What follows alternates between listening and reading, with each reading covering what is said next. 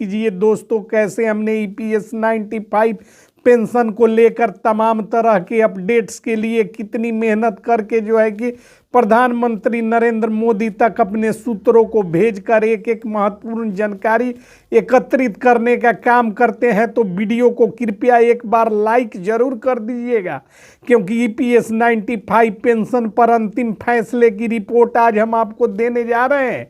तो देश भर के हमारे सम्मानित पेंशन धारकों, आपको हमारे इस खास कार्यक्रम में हार्दिक स्वागत और अभिनंदन है। आज का दिन आपके लिए बेहद खास और ऐतिहासिक साबित होने वाला है। अक्सर कहा जाता था कि बुजुर्ग व्यक्ति परिवार की जो है कि रीढ़ की हड्डी के समान होते हैं, लेकिन आदरणीय सीनियर सिटीजनों, इस बात को जो है कि प्रधानमंत्री नरेंद्र मोदी को स्वीकार करने में काफ़ी समय व्यतीत हुआ। इसके लिए आपके दिल की गहराइयों से क्षमा मांगते हुए देश की प्राथमिकता बुजुर्गों को दिए जाने के संबंध में और देश की सुरक्षा की प्राथमिकता बुजुर्गों की सुरक्षा के साथ ही सुनिश्चित करने की प्रधानमंत्री की मुहिम पर लंबे समय से चली आ रही मांगे को लेकर अपडेट सामने आ रहा है।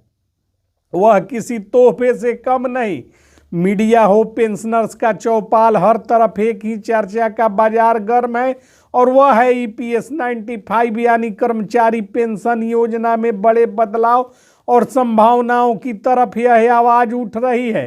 पेंशन धारकों की अब बल्ले बल्ले होने वाली है। तो आखिर यह जो है कि फैसला क्या है? क्या सच में सरकार मौजूदा समय में बढ़ती महंगाई को देखते हुए न्यूनतम पेंशन जो फिलहाल 1000 रुपये मात्र थी, उसे बढ़ाकर 6500 या जो है कि इससे अधिक करने का पूरा खाका तैयार कर चुकी है और उसे करने जा रही है।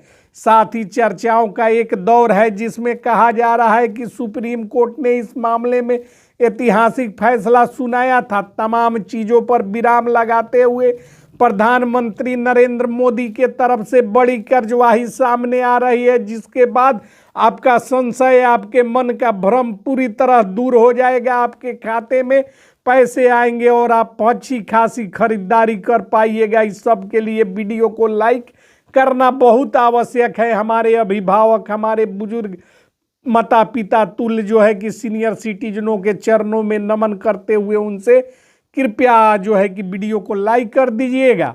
तो 7500 यानी पूरे 7500 करने जा रही है। साथ ही चर्चाओं पर एक दौर है जिसमें कहा जा रहा था कि सुप्रीम कोर्ट ने मामले में एक ऐतिहासिक फैसला सुनाया है और ईपीएफओ ने भी एक नया सर्कुलर जारी कर दिया है। क्या यह सच है?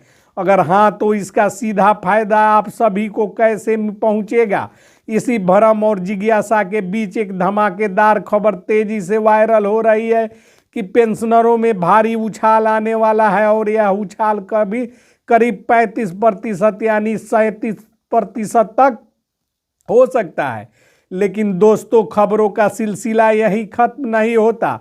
जहां सरकार और अदालतों ने पेंशन बढ़ोतरी की गुहार लगाई है, वहीं पेंशन की सबसे बड़ी संस्था माने जाने वाली नेशनलाइजेशन कमेटी ने भी इस पर जो है कि बड़ा बयान दे दिया है।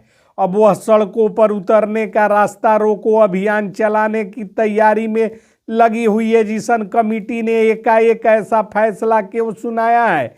पेंशन फिक्स तो उथल पुथल भरी खबरों के बीच सच क्या है, यह जानने के लिए आपको इस चैनल को सब्सक्राइब और शेयर करना पड़ेगा।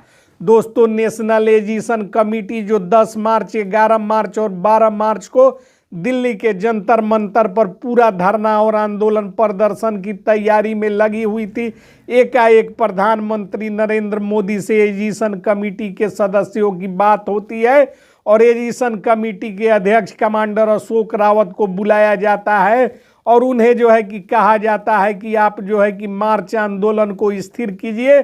कमांडर अशोक रावत ने जो है कि 2 शब्दों में सीधे सीधे 2 टूक जवाब देते हुए कहा है कि हम ईंट का जवाब पत्थर से देना जानते हैं। सरकार भ्रम की स्थिति बनाकर पेंशनरों का शोषण कर रही है। जब प्रधानमंत्री नरेंद्र मोदी पिछले दिनों रसिया के जो है कि राष्ट्रपति व्लादिमीर पुतिन के दौरे का हवाला देकर हमारे आंदोलन को रुकवाने का काम किया, तो फिर पेंशन की राशि इंक्रीज क्यों नहीं हुई? इस पर प्रधानमंत्री नरेंद्र मोदी और उनके अधिकारियों ने कमांडर जी को कहा है कि पेंशन की राशि जो है कि हम बढ़ाने के लिए पूरा फैसला करने का अंतिम अभिलेख पर हस्ताक्षर कर चुके हैं और पेंशन की राशि बढ़ाएंगे। इस पर जो है कि कमांडर अशोक रावत को जो है कि समझाने का प्रयास किया गया। इस बीच जो है कि सरकार का पेंशन कोष क्या कहता है, क्या वाकई में सरकार कोई अतिरिक्त बोझ पड़ने जैसा नहीं लगेगा? आंदोलनकारी दावा कर रहे हैं कि सबसे अहम आप जैसे लाखों पेंशनर के लिए आखिरी तस्वीर क्या होगी। आइए बिना किसी देरी के, बिना किसी अफवाह पर विश्वास किए हर एक बिंदु को बारीकी से तहकीकात के साथ परखते हैं। इसलिए दोस्तों, इस महत्वपूर्ण पड़ताल को शुरू से अंत तक जरूर देखिएगा। उन साथियों को यह भी बताने का काम कीजिएगा जो इसका इंतजार कर रहे हैं। सबसे पहले शुरू करते हैं उस बड़ी मांग से जो सबसे पहले बात करते हैं इस मुद्दे की, जिसने पेंशन धारकों के दिलों में उम्मीद की एक नई किरण जारी की है। लगभग 77 लाख से भी अधिक पेंशन धारक सीधे तौर पर इस योजना से जुड़े हुए हैं। इसके जो है कि अभिलेख बताते हैं कि देश में EPS 95 के तहत करीब 75 लाख से अधिक पेंशनर्स हैं और इनमें अधिकतर जो मात्र 1000 महीने के हिसाब से पेंशन जिन्हें मिल रही है। जरा सोचिए, आज के दौर में 1 किलो आलू 50 रुपए और दवाइयों का दाम आसमान छू रहा हो, वैसे में जो है कि 1000 में गुजारा करना कितना मुश्किल होता होगा। पिछले कई वर्षों से यह मांग उठ रही थी कि न्यूनतम पेंशन को बढ़ाकर 7500 किया जाए, लेकिन अब यह आवाज़ और मुखर हो गई है। पेंशनरों का यह तर्क है कि 30 साल या उससे ज़्यादा समय तक कर्मचारी भविष्य निधि संगठन में अपनी कड़ी मेहनत की कमाई का 12% हिस्सा जमा किया। नियोक्ता ने भी उतना ही दिया और सरकार ने भी इसमें अपना योगदान दिया, लेकिन रिटायरमेंट के बाद उनके हिस्से में मामूली राशि आती है। इसी बीच दिसंबर 2025 और जनवरी 2026 की शुरुआत के साथ ही यह मांग और जोर पकड़ने लगी और श्रम मंत्रालय के सूत्रों से मिली जानकारी के अनुसार EPFO के शीर्ष अधिकारियों और श्रम मंत्रालय के बीच कई दौर की बैठकें हो चुकी है।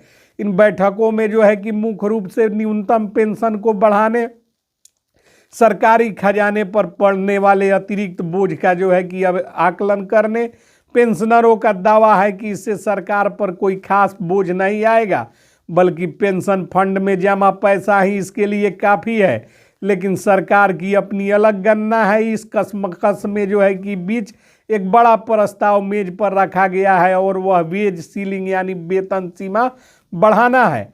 फिलहाल 15,000 प्रति माह। इसका मतलब यह है कि किसी कर्मचारी की सैलरी 15,000 है तब उसके खाते में 15,000 पर ही योगदान होता है। अब सुझाव यह आ रहा है कि सीमा को बढ़ाकर 21,000 किया जाए। अगर ऐसा होता है तो इसके दूरगामी असर होंगे। जो लोग अभी नौकरी में हैं, भविष्य में उनकी पेंशन अपने आप काफ़ी अधिक हो जाएगी। हालांकि यह फैसला मौजूदा पेंशनर के लिए तुरंत कोई राहत नहीं लाएगा, लेकिन लंबी अवधि में इसके सकारात्मक कदम साबित होंगे। सिस्टम को यह जो है कि कमांडर अशोक रावत और हमारी मीडिया टीम ने हिलाकर रख दिया है। प्रधानमंत्री नरेंद्र मोदी आंकड़ों की बात करते हैं, आकलन करते हैं और